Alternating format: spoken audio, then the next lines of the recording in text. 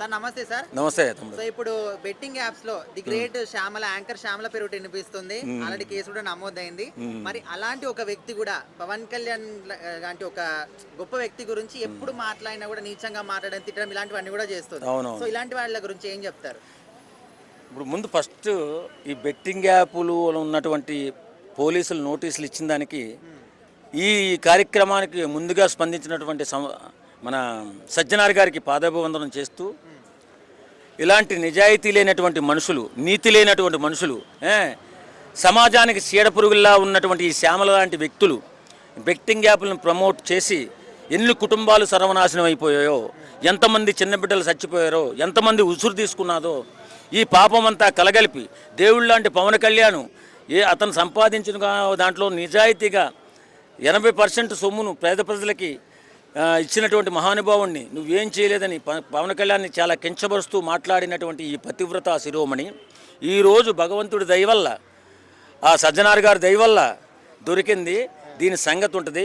వీళ్ళని ప్రతి ఒక్కరిని కూడా నేనేమంటానంటే, ఈ బెట్టింగ్ యాప్కి ప్రమోట్ చేసిన ప్రతి ఒక్క సెలబ్రిటీ కానీ, యూట్యూబర్ కానీ, ఇంకొకడు కానీ ఎవడైనా కానీ అవలేగాడు అనవసరం పట్టుకొచ్చి తీసుకొచ్చి పేకమేకాలు తొక్కేసి వాళ్ళకున్న ఆస్తులు తీసేసుకుని ఖచ్చితంగా జైల్లో మర్డర్ కేసులు పెట్టి వేయాలని నేను కోరుకుంటాను. ఇప్పుడు ఖచ్చితంగా శ్యామల కూడా ఇంకా జైలు కటకటాలకు పోతుంది అనుకోవచ్చా? ఎందుకు పోదు? ఆకాశం ఊడిపడింది ఏంటది? అదే నా తారా సితారా. అలాంటి వాళ్ళకి ఎక్కువ ఉంటాయి ఇలాంటి లొసుగులు. రాజకీయాలలో ఉండి తప్పించుకుందాం చూస్తున్నామో శ్యామల, నీకుంటుంది చూడు ఈసారి.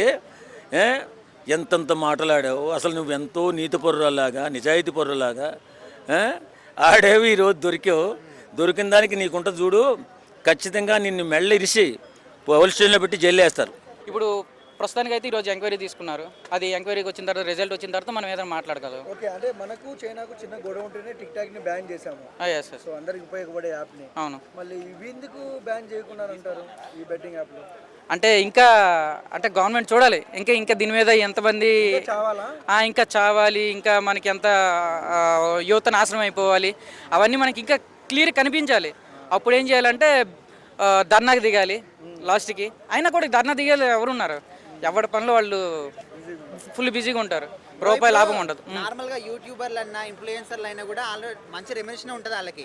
అయినప్పటికీ కూడా కొంతమంది రాజకీయ నాయకులు కూడా, యాంకర్ శ్యామల లాంటి వాళ్ళు కూడా బెట్టింగ్ యాప్స్ ప్రమోట్ చేస్తున్నారు, కొంతమంది గురించి నెగిటివ్ గా మాట్లాడుతున్నారు పవన్ కళ్యాణ్ గారు లాంటి ఒక గొప్ప వ్యక్తి గురించి. సో ఇలాంటి వాళ్ళకి మీరు ఏం చెప్తారు? మనకు ఉండాలి భయ్య, మనం చూసేటోళ్ళకి మనకు ఉండాలి. ఎవడో ఏదో గడ్డి తినమంటే తినేస్తామా? తినకూడదు. మనకు మైండ్ ఉంది కదా, దానిలో మనం యూజ్ చేసుకుంటూ మనకి ఏదో మంచి ఏదో చెడు అనేది మన ఫ్యామిలీ మనకు తెలిసి ఉంటుంది కదా. ఎక్కడ మనం అంటే వచ్చే ఇన్కమ్ ఎక్కడ మనం తెచ్చిపెట్టుకుంటామో మనకు తెలుస్తుంది కదా. ఫ్రీ వచ్చేది ఏది ఉండదు మన దగ్గర, కష్టపడేది అయితే మన దగ్గర ఉంటుంది.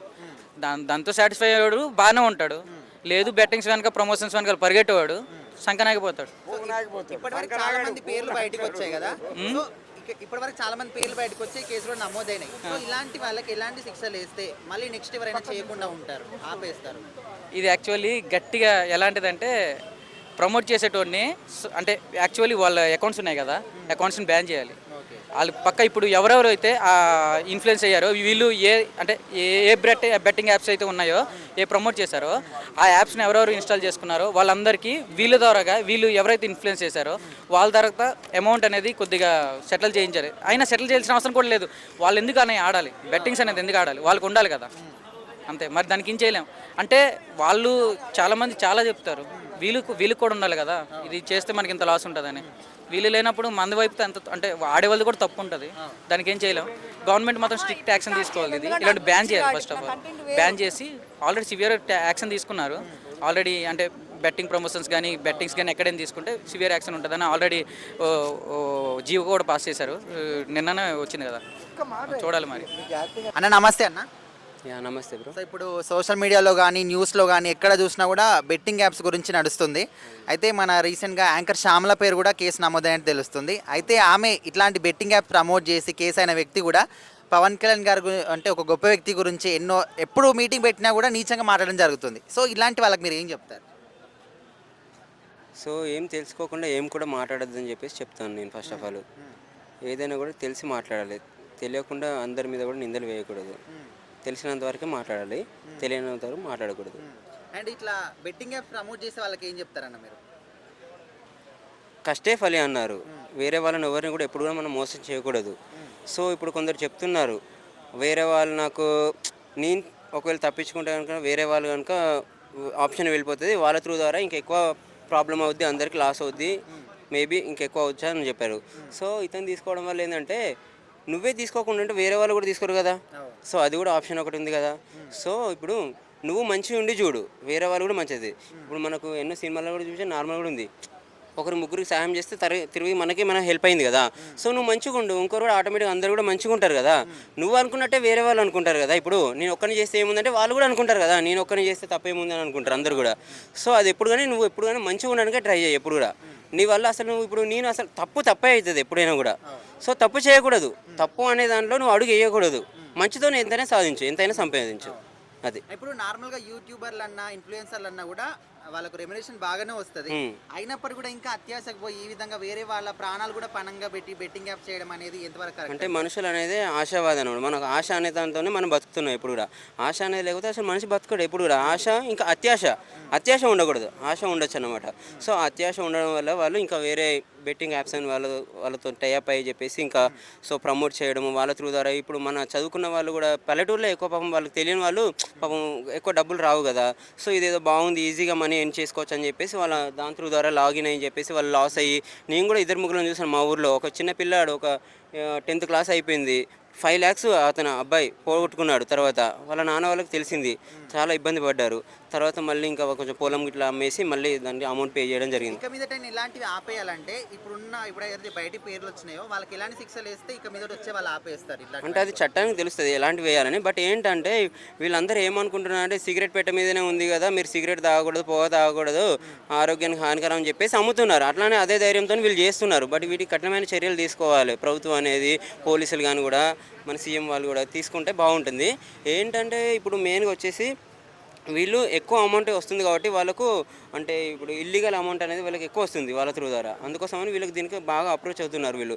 ఇంతమంది కోట్ల మంది వాళ్ళకు సబ్స్క్రైబర్స్ ఉన్నారు, వాళ్ళందరూ కూడా వాళ్ళకి నమ్మారు వాళ్ళు. ఎందుకంటే మా సబ్స్క్రైబర్ ఈయన బాగా చెప్తున్నాడు చెప్పేసి వాళ్ళకు లాగిన్ అయ్యి చెప్పేసి వాళ్ళకు ఏదైతే చెప్తున్నారో దీంట్లో లాగిన్ అవ్వండి, లేకపోతే 500 ఇస్తాను, బైక్ ఇస్తాను, లేకపోతే ఐఫోన్స్ ఇస్తానని చెప్తున్నారు. కాబట్టి వాళ్ళకు ఇప్పుడు 100 మంది కదా నాకు నేనే ఇప్పుడు లాటరీ ఉంటుంది, సో నేనే రావచ్చని ఒక చిన్న ఆశతో పోయేదేమో ఒక సబ్స్క్రైబ్ అయిపోతాను, లాగిన్ అవుతాను, ఆ ఒక ఆశతో వీళ్ళందరూ ఉన్నారు. వాళ్ళందరికీ అసలు ఇలాంటి యాప్స్ కూడా ఏవి లేకుండా ప్రభుత్వం వాటిని మొత్తం డిస్మాండిల్ చేసేయాలి, చేస్తే బాగుంటుందని నా ఆలోచన.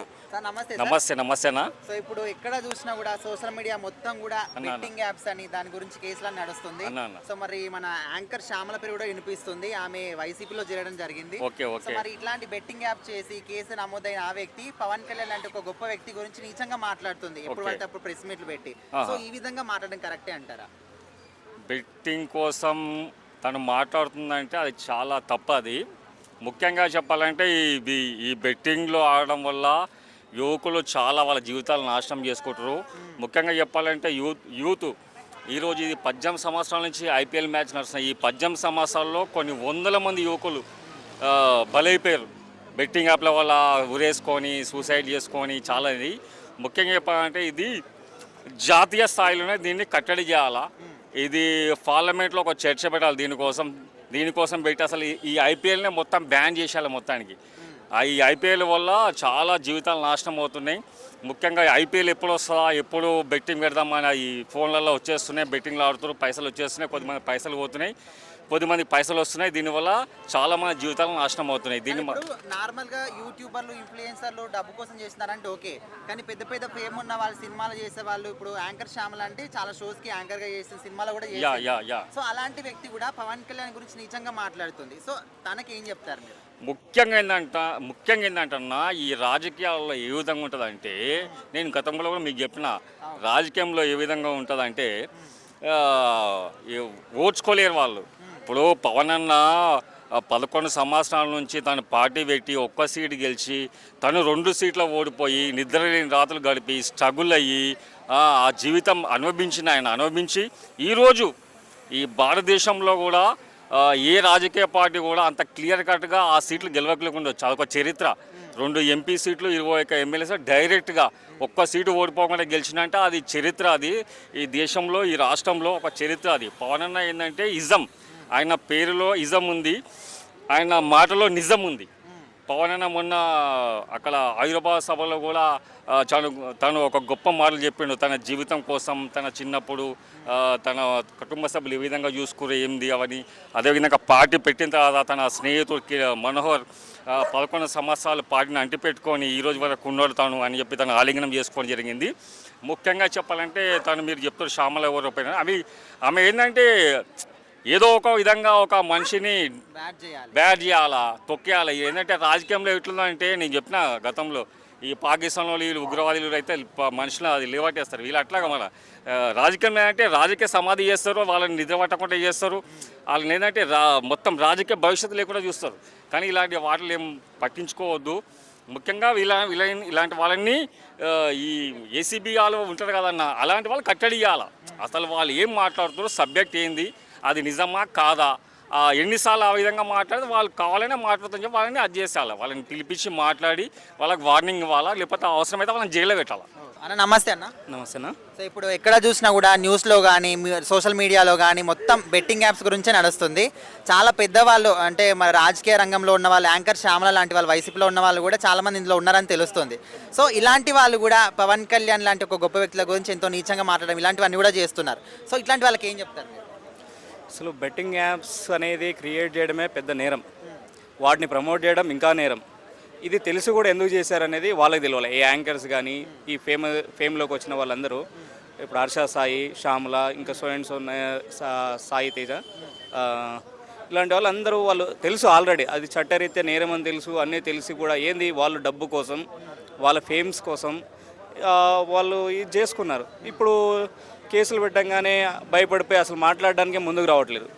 అంతకుముందేమో మీరు ప్రమోట్ చేసేటప్పుడు ఇది బాగుంటుంది అది బాగుంటాయి అన్నీ ప్రమోట్ చేసేసి ఇప్పుడేమో మాట్లాడడానికి ఇంటర్వ్యూ ఎవరైనా పిలిస్తే కూడా భయపడిపోతున్నారు. అసలు ఆ వాయిదా వేసుకుంటా తప్పించుకొని పారిపోతారు.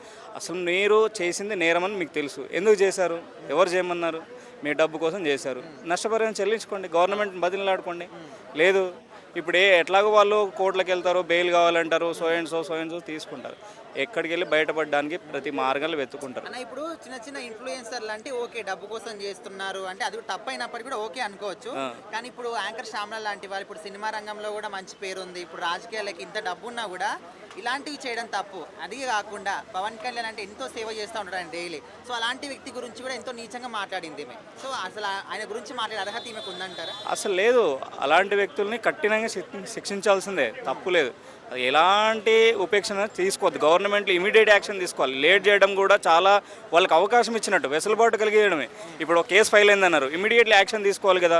ప్రభుత్వాలైనా ఇట్లాంటి తొందర నిర్ణయాలు తీసుకోవాలి. యాక్చువల్గా ఎప్పుడైతే ఈ శ్యామల లాంటి వాళ్ళు వీళ్ళందరూ పోసాని కృష్ణమురళి వాళ్ళు ఉన్నారు కదా, వాళ్ళు గవర్నమెంట్ ఉన్నప్పుడు అదుపు లేకుండా మాట్లాడతారు, వాళ్ళ పనులే అవి. అలాంటి వాళ్ళు ఏంటంటే ఇప్పుడు వచ్చేసరికి కొంచెం సైలెంట్ అయిపోయారు.